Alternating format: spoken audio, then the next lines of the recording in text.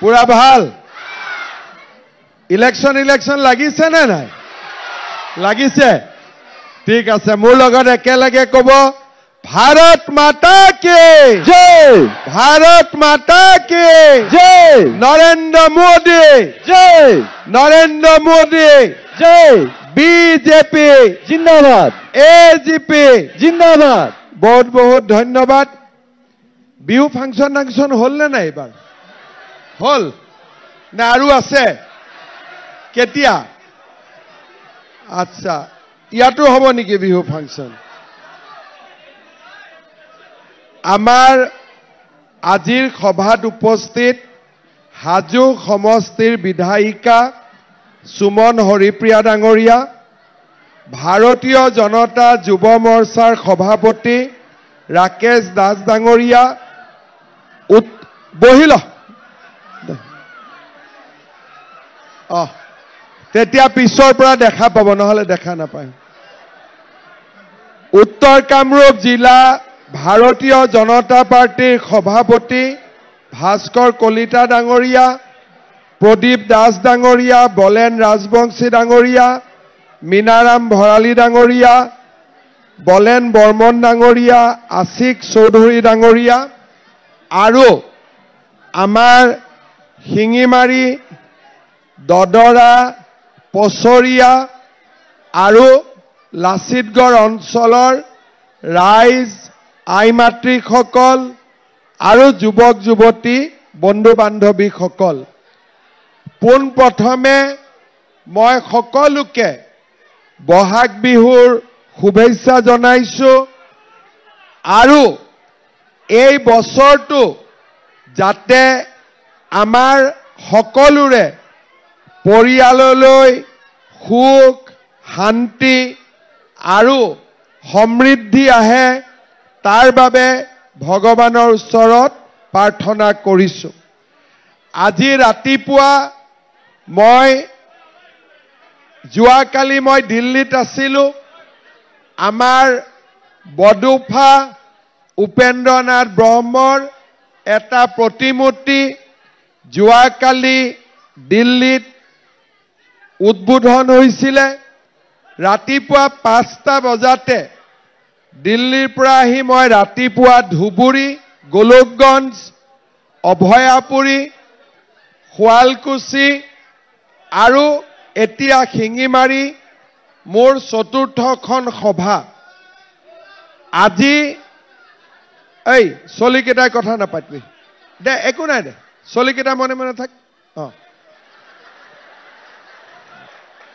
ৰখ হ'ব এই মনে মনে থাক आमार पंचायत निर्वाचनर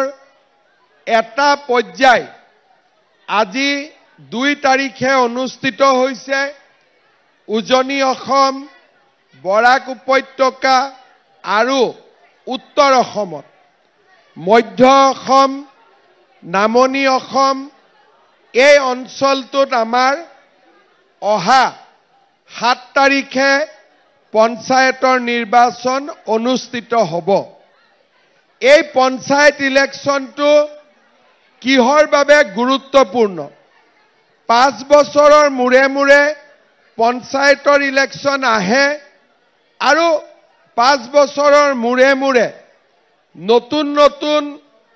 प्रतिनिधि निर्वाचित হয় এইবাৰ पंचायतर लगते आरु एटाई कथार बाबे एइबाৰৰ निर्वाचन गुरुत्वपूर्ण एइटु हल बहाग माह चत माहत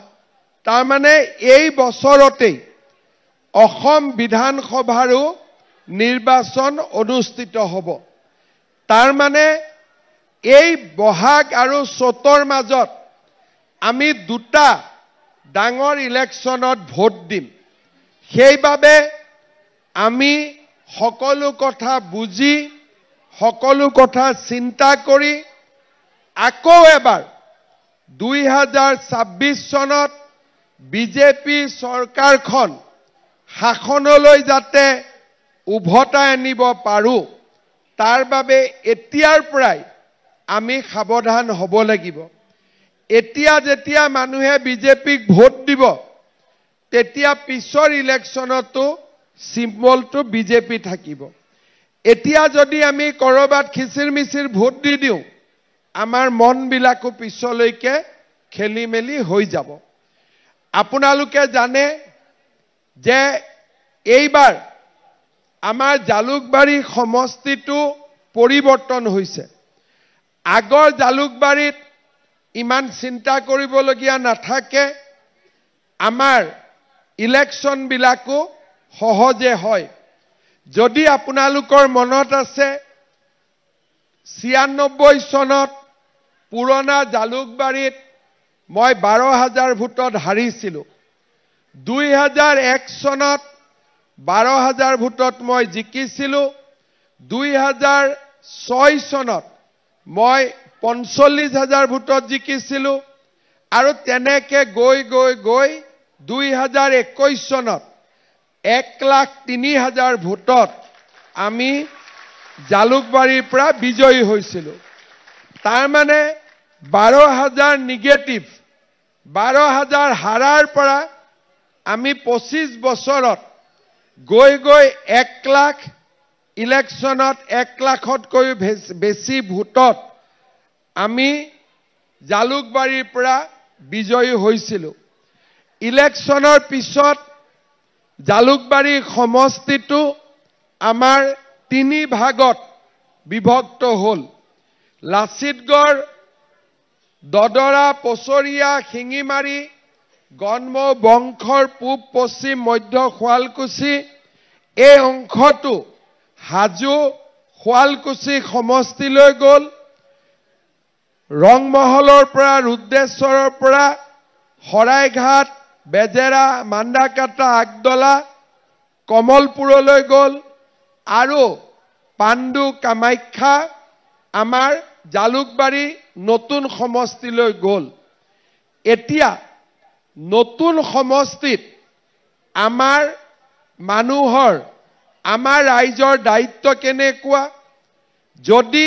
2021ত আমি এজন এমএলএ জিকাইছিলো কিন্তু 2026ত আমি যদি সকলোৱে একলগ হৈ থাকিব পাৰো এইবাৰ আমি বিজেপিক 3টা এমএলএ আমি দিব পাৰিম পুৰণা জালুকবাৰী আগতে এজন এতিয়া আমি এজন নহয় হাজো শুৱালকুছিত এজন কমলপুৰত এজন আৰু আমি জালুকবাৰীত এজন টোটেল 3জন বিধায়ক আমি কৰিব পাৰিম এটা 126টা সমষ্টিত 3জন এমএলএ যদি অকল জালুকবাৰী পুৰণা জালুকবাৰীৰে থাকে তেতিয়া হলে সৰকাৰ বনোৱাটো সহজ হ'ব আৰু আমি সৰকাৰখন বনাব অতি সহজে পাৰিম এমএলএ কোন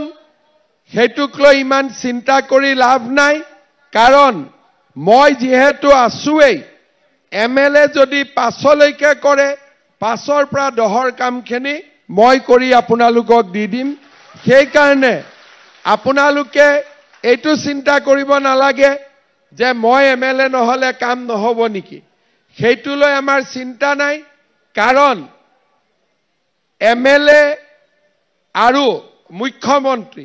এমএলএ হলে এটা সমষ্টি চাব পাৰি মুখ্যমন্ত্ৰী হলে সবতে হাত মাৰিব পাৰি হয় নে নহয় সবতে অলপ অলপ হাত ভৰি দিব পাৰি সেইবাবে আমাৰ ৰাইজৰ চিন্তা নাই কিন্তু মই এটা বিচাৰো যাতে আমাৰ পুৰণা জালুকবাৰীয়ে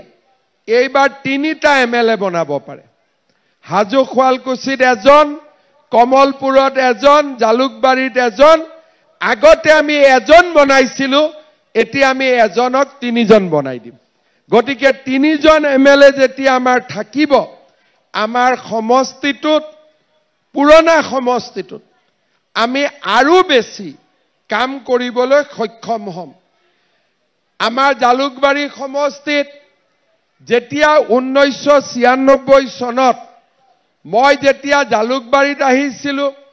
আমিনগাঁও ডিসি অফিসও নাছিলে ৰাস্তা ঘাটো নাছিলে স্কুল কলেজো তথৈবচ যেনেকে আছিল তেনেকে আছিল এখন ভাল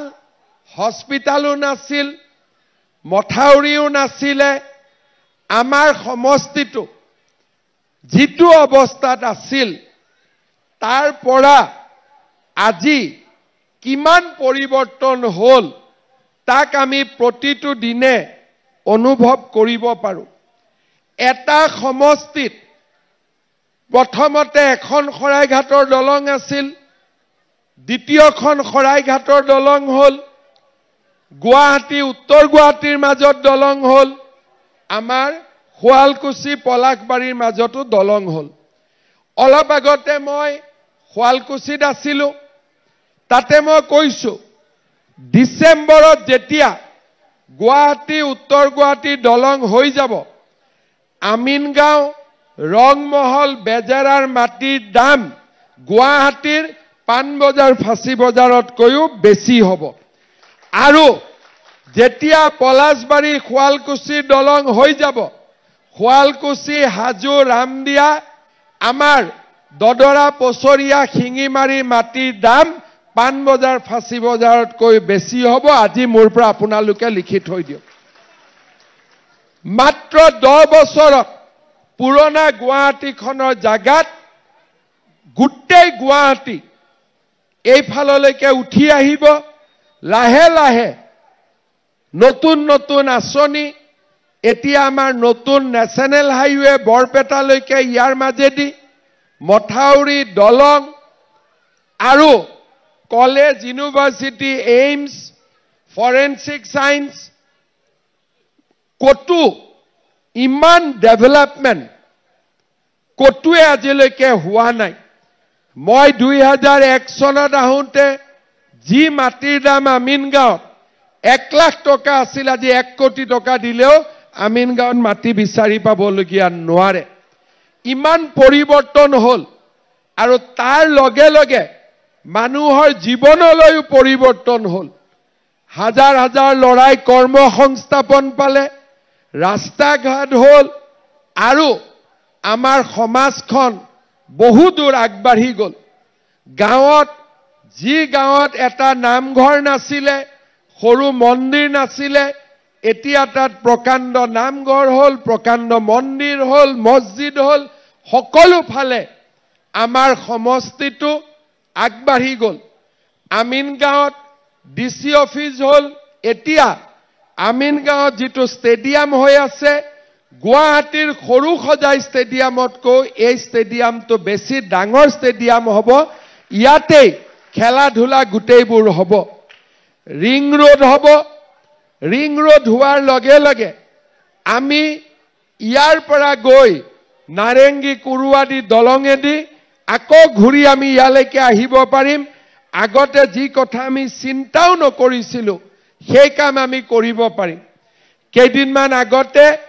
দিছপুৰত আমাৰ এখন মিটিং হৈছিল।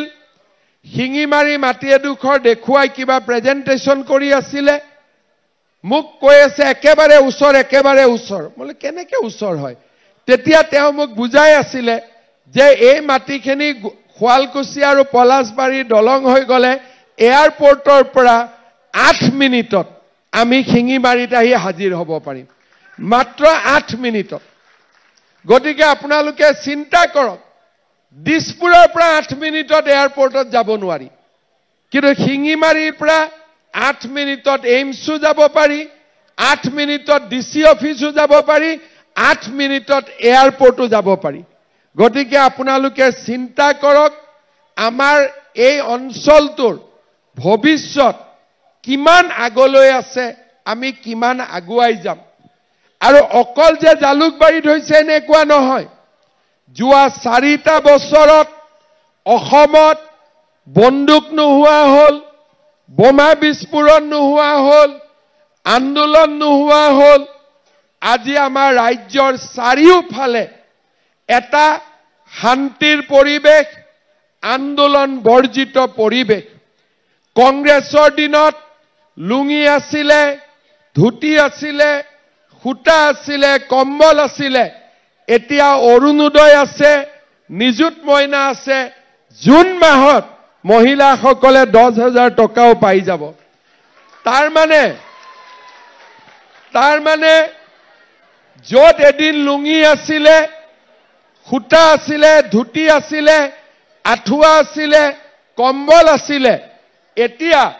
আমাৰ ৰাইজে অৰুণোদয় আঁচনি পায়, ছোৱালী কলেজত গ'লে নিযুত মইনা পায়, ৰেচনত চাউল বিনামূলীয়াকৈ পায়, আৰু এইবাৰ ইনকাম চাৰ্টিফিকেটো নালাগে, ৰেচন কাৰ্ড দেখালে কলেজত বিনামূলীয়া এডমিশ্যনো এইবাৰ হৈ যাব, গাঁওবুঢ়া বা কাৰো ইনকাম চাৰ্টিফিকেটো এইবাৰ ল'ব নালাগে। 1 অক্টোবৰৰ পৰা ৰেচনত চাউলৰ লগতে 1 অক্টোবৰৰ পৰা কম দামত আমি দালি পাম, নিমখ পাম আৰু তেলো পাম। 1 অক্টোবৰৰ পৰা ৰেচনৰ দোকানত নিমখৰ দাম যদি 40 টকা, ৰেচনত 30 টকাত পাম, দালিৰ দাম যদি 90 টকা, ৰেচনত 60 টকাত পাম, চেনিৰ দাম যদি 90 টকা, ৰেচনত আমি 60 টকাত পাম। 1 অক্টোবৰৰ পৰা গেছৰ দাম এতিয়া 1050 টকা। 1 অক্টোবৰৰ পৰা চৰকাৰে আপোনালোকক গেছ 650 টকাত আপোনালোকক দি দিব। আৰু যাৰ উজ্বলা গেছ আছে, উজ্বলাৰ কাগজ আছে, তেওঁলোকে গেছ 250 টকাত পাব। এইখিনিও মই আজি আপোনালোকক ক'ব খুজিছো। 1 এপ্ৰিলৰ পৰা ইলেক্ট্ৰিচিটিৰ দাম 1 টকা কমিলে, অক্টোবৰ নৱেম্বৰৰ পৰা ইলেক্ট্ৰিচিটিৰ দাম আৰু 1 টকা কমি যাব, ৰাইজে সকলোৰে পৰা সহায় পাব। মেট্ৰিকৰ কেণ্ডিডেটবিলাকে মেট্ৰিক পৰীক্ষা দিয়াৰ আগতে যাতে গাখীৰ এগিলাচ খাব পাৰে, কিতাপ পত্ৰ কিনিব পাৰে, মেট্ৰিকৰ কেণ্ডিডেটবিলাকেও প্ৰত্যেক মাহত মেট্ৰিক পৰীক্ষা নোহোৱালৈকে মাহত 300 টকা বেংক একাউণ্টত পাই থাকিব। যিবিলাক ল'ৰা ছোৱালীয়ে BA পাছ কৰিছে কিন্তু মাক বাপেকৰ পৰা পইচা খুজিব বেয়া পায়, নতুনকৈ BA পাছ কৰা ল'ৰা ছোৱালীক যাতে ইণ্টাৰভিউত যাব পাৰে, পৰীক্ষা দিব পাৰে, 1 বছৰলৈকে তেওঁৰ বেংক একাউণ্টত আমি 2,500 টকা কৰি প্ৰত্যেক মাহত আমি দি থাকিম। চাকৰি ওলাই আছে, অক্টোবৰত আৰু পুলিচ ওলাব, ফৰেষ্ট ওলাব, চাকৰি ওলাব, আৰু যিসকল ল'ৰা ছোৱালীয়ে চাকৰি নাপায় তেওঁলোকক আমি 2 লাখ টকা বেংকৰ পৰা নহয়, চৰকাৰৰ পৰা ডাইৰেক্ট ব্যৱসায় বাণিজ্য কৰিবৰ বাবে আমি 2 লাখ টকা কৰি আমি আগবঢ়াম। আজি ক্লাছ 9ৰ ছোৱালীয়ে চাইকেল পাইছে, মেট্ৰিকৰ ফৰ্ম ফিলআপত পইচা নালাগে, আমাৰ কলেজত নামভৰ্তিৰ পইচা নালাগে, আমাৰ ছোৱালী কলেজত গ'লে নিযুত মইনা পাইছে, ডিগ্ৰীত পৰীক্ষাত পাছ কৰিলে 2,500 কৈ 1 বছৰৰ বাবে পাব, চৰকাৰী চাকৰি বিনা পইচাত পায়, কোনো দালালি নাই, আৰু তাৰ লগতে মেট্ৰিকৰ কেণ্ডিডেটবিলাকেও মাহত 300 টকা পাব। অৰুণোদয় আঁচনি যিবিলাকে পোৱা নাই, আমাৰ জালুকবাৰীৰ কাৰণে আৰু 7,000 অৰুণোদয় দি দিম যাতে নোপোৱাখিনিও অৰুণোদয় পাই যাব পাৰে। আমি সকলো দুখীয়া মানুহ আজি আমাৰ চৰকাৰখনৰ পৰা উপকৃত হৈছে। কংগ্ৰেছৰ দিনত অকল লুঙি আৰু ধুতি আছিলে, সূতা আৰু আঠুৱা আছিলে। আজি আমাৰ দিনত যিমান আঁচনি, মই যদি গোটেই ৰাতি কৈ যাওঁ,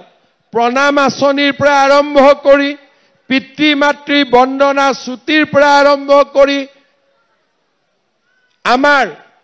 খেল মহাৰণৰ পৰা আৰম্ভ কৰি, সাংস্কৃতিক মহাৰণৰ পৰা আৰম্ভ কৰি, বিহুক বিশ্ব দৰবাৰত লৈ যোৱা, ঝুমুৰক বিশ্ব দৰবাৰত লৈ যোৱা, অসমীয়া ভাষাক ধ্ৰুপদী ভাষাৰ মৰ্যাদা দিয়া, আমাৰ চৰাইদেউ মৈদামক বিশ্ব ঐতিহ্য,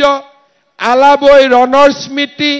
লাচিত বৰফুকনৰ প্ৰতিমূৰ্তি, মই যদি কৈ যাওঁ ৰাতিপুৱাই যাব, কিন্তু 4 বছৰত যিমান কাম কৰিলো কৈ শেষ কৰিব নোৱাৰিম।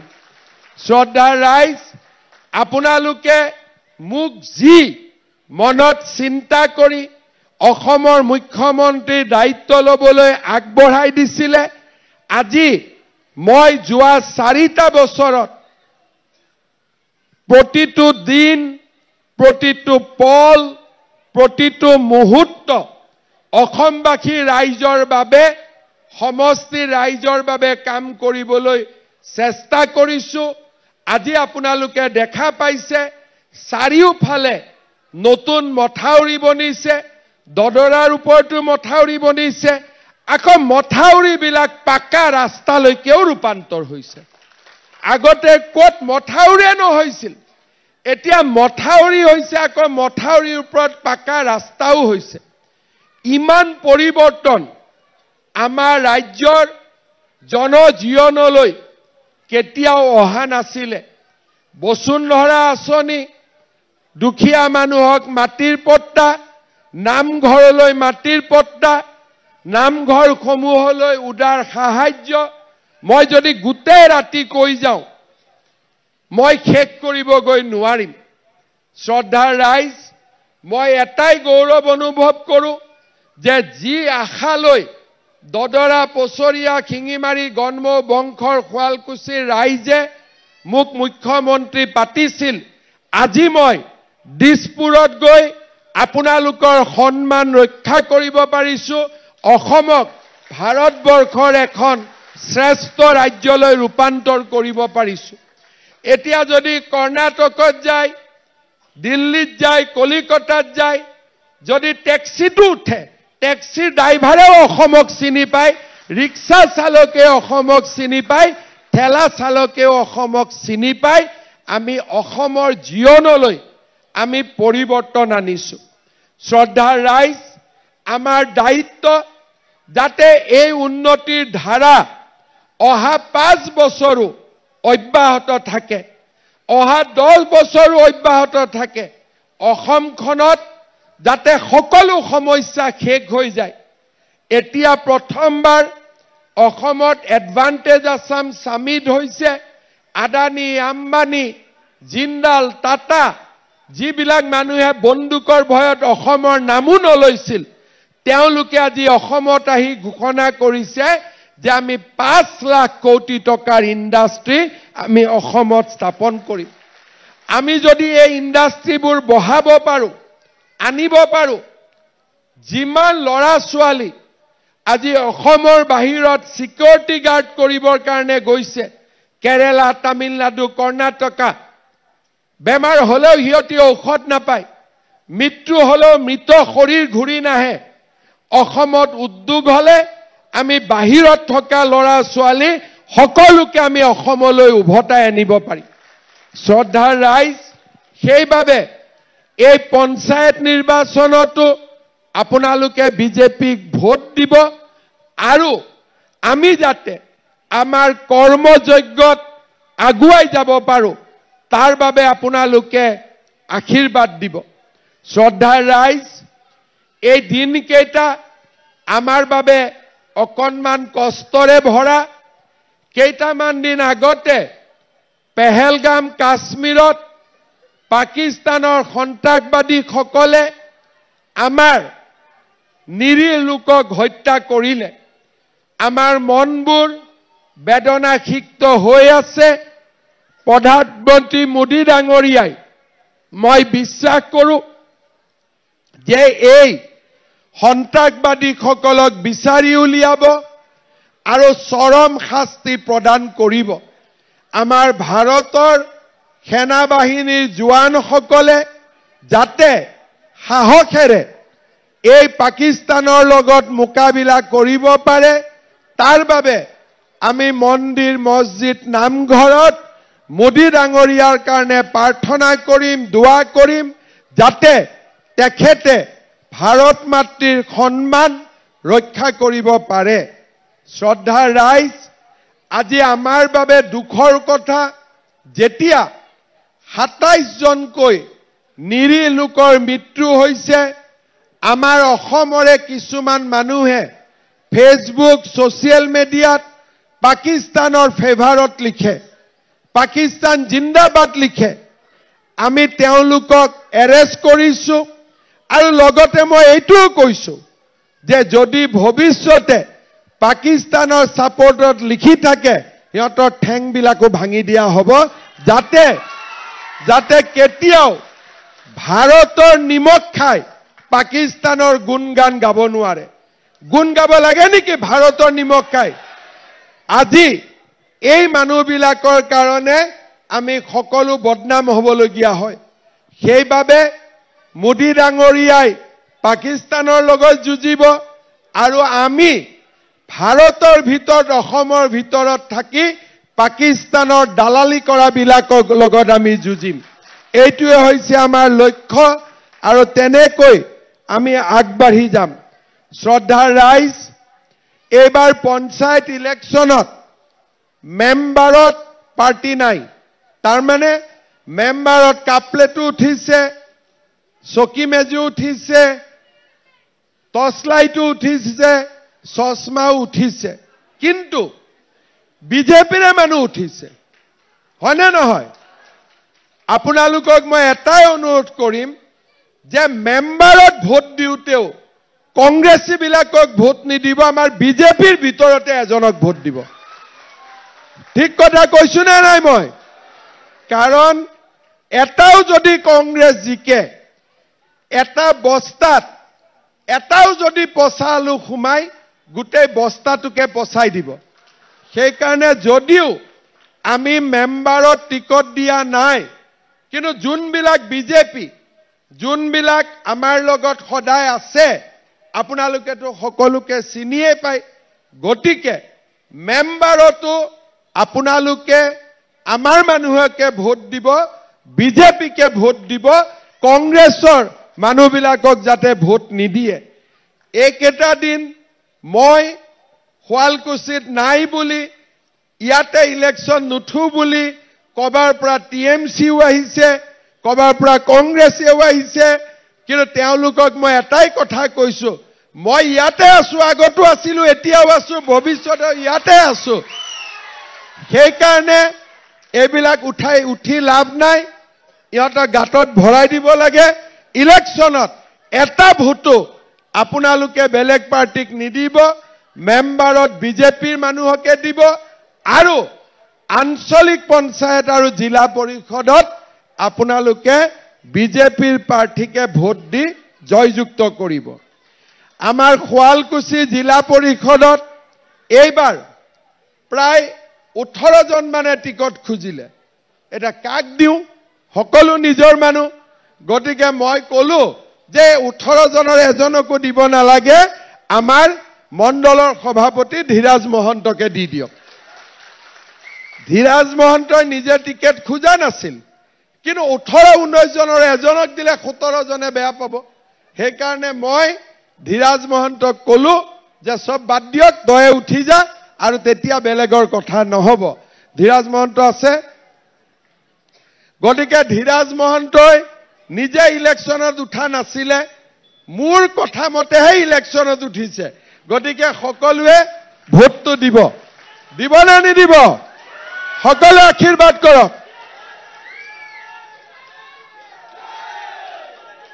কাৰণ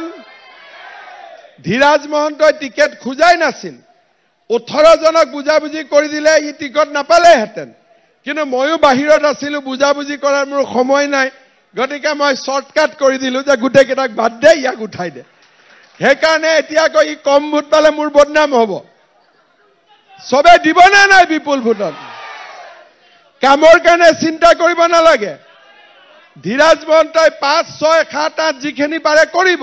আৰু যিখিনি নোৱাৰে তাত মই ধাক্কা লগাই দিম হয়নে নহয় গতিকে যিখিনি পাৰে সেইখিনি কৰিব যিখিনি নোৱাৰে সেইখিনি কাৰণে মই আছো আৰু এনেও আছো তেনেও আছো ঠিক আছে আমাৰ দদৰাৰ পৰা নৱজ্যোতি বৈশ্য আনকন্টেষ্ট গল আছে নে নাই বাবা নমস্কাৰ এটা ক চাহু খুৱাবলগীয়া হোৱা নাই মানুহক আনকন্টেষ্ট গলেতো চাহু খুৱাব নালাগে দে খুৱাব লাগিব না ঠিক আছে দে দে আনকণ্টেষ্ট গ'ল দদৰা ৰাইজক ধন্যবাদ জনাইছো হাত চাপৰি আমাৰ লাচিতগড়ৰ পৰা ৰতন বড়ো আনকণ্টেষ্ট গ'ল গতিকে ৰতন বড়োও চাহ খুৱাব নালাগে ঠিক আছে খুৱাইছে ঠিক আছে সকলোৱে ৰতন বড়োৰ কাৰণে এটা হাত চাপৰি আশীৰ্বাদ শিঙিমাৰী আৰু পছৰিয়াটো আনকণ্টে যাবই লাগিছিল কিয় নগ'ল জানো কি ভেজালিত পৰিলে যি নহওক শিঙিমাৰীত আমাৰ প্ৰাৰ্থী পদুমী বৰ্মন আগত পদুমী জিকাই দিবি দেই মায়েহঁত চবে আলিকা ৰৌমাৰী পাকৰকণা শিঙিমাৰী চবে মিলি জিকাই দিব দেই সকলোৱে ঠিক আছে আৰু পছৰিয়াত ললিতা কলিতা এবাৰতো পছৰিয়াত বৰিজানি নাই নেকি অকল পছৰিয়া নাই বৰিজানি কমলপুৰত গ'ল ঠিক আছে হলো তাতো মেম্বাৰত বিজেপিকে জিতিয়াবি দেই বাবাহঁতৰ দে ললিতা কলিতা জিকিব নে নাই ঠিক আছে সকলো জিকিব মই চিন্তা কৰিব নালাগে একদম নালাগে তেলে মোৰ লগত ডাঙৰ কৰি ক'ব ভাৰত মাতা কি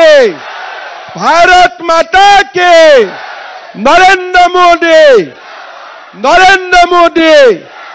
বিজেপি এজিপি বহুত বহুত ধন্যবাদ ইলেকশ্যনৰ পিছত